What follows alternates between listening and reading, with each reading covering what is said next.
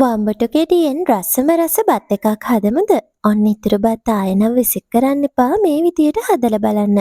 හරිම ලේසි ඒ වගේම වැඩි වියදමක් යන්නෙත් නෑ. එහෙනම් අපි බලමු කොහොමද රසට මේ වම්බටු බත් එක හදන්නේ කියලා. මුලින්ම අපි බත් එක උයාගෙන ඉන්න ඕන. එහෙම නැත්නම් ඔයාට ඉතුරු බත් අරගන්නත් පුළුවන්. ඊට පස්සේ ටිකක් ඉඩ තියෙන වෝක් එකක් ලිපේ තියලා ඒකට පොල් තෙල් වලින් මේස හැඳි 3ක් එකතු කරගන්න. තෙල් ටික හොඳටම රත් වෙගෙන ඉදී තලා ගනිපු ඉඟුරු සුදු ලුණු පේස්ට් එකෙන් මේස හැඳි භාගයක් වගේ එකතු කරගන්න. ඊට පස්සේ තලා ගනිපු එනසල් කරල් 3ක්, ඒ වගේම කරපිංචා ටිකකුත් මම මේකට එකතු කරා. දැන් මේ විදියට අපි සුවඳ එනකම් මේ ටික ටෙම්පරාදු කරගන්න ඕන. දැන් මම මේකට හිණියට ලියා ගනිපු ලොකු ලුණු ගෙඩියකුත් එකතු කරගන්නවා. ලුණු ටිකත් අපි මේ ඉඟුරු සුදු ලුණු වගේ හොඳට සුවඳ එනකම් ටෙම්පරාදු කරගන්න ඕන.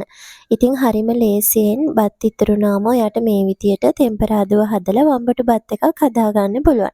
එහෙම නැත්නම් ඔයාට කවුරු හරි අමුත් එක්ක එන වෙලාවකට උනත් මේක හදලා දෙන්න පුළුවන්. හරිම රස බත් එකක්. ඊට පස්සේ මේ අන්තිමට පලා ගනිපු අමු මිරිස් කරල් 4ක් මම එකතු කරා. ඒ වගේම හොඳින් ඉදුණු ලොකු තක්කාලි ගෙඩි 3ක් කපලා ඉවර වෙලා මේකට එකතු කරගන්න. දැන් මේ ටිකත් මේ විදියට පොඩ්ඩක් ටෙම්පරාදු කරගන්න ඕන. දැන් මේකට මම කහ කුඩු වලින් තේ හැඳි කාලක් එකතු කරගන්නවා. ඊට පස්සේ ඒකටම ගම්මිරිස් කුඩු වලින් තේ හැඳි කාලක්, ඒ වගේම රස අනුව ලුණු එකතු කරගන්නවා. ඉතින් ඔයා මේ බත් එක හදන්න ගන්න හාල් ප්‍රමාණය මත මේ ගන්න ඕන ප්‍රමාණයන් අඩු වැඩි කරගන්න පුළුවන්. මම අද අරගෙන තියෙන්නේ බත් කෝප්ප 2ක වගේ ප්‍රමාණයක්. දැන් මේ ටික මේ විදිහට හොඳට කලවම් කරගන්න. ඔයාට මේකට සුදු හාල් ගන්න පුළුවන්. ඒ වගේම නාඩු හාල්, බාස්මති හාල්, ඒ වගේම සම්බ හාල් අරගන්නත් පුළුවන්.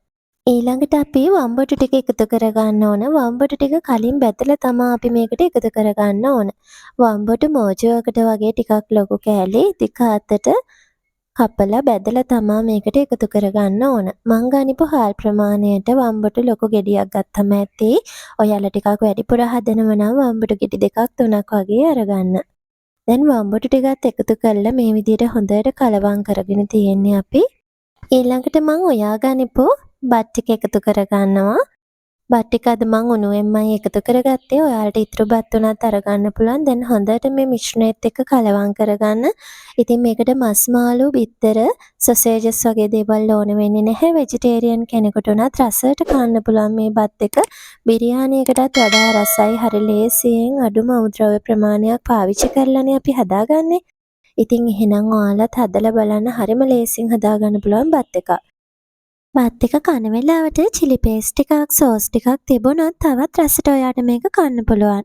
හදලා බලලා රස කොහොමද කියලා පහලින් කමෙන්ට් එකකුත් දාන්න.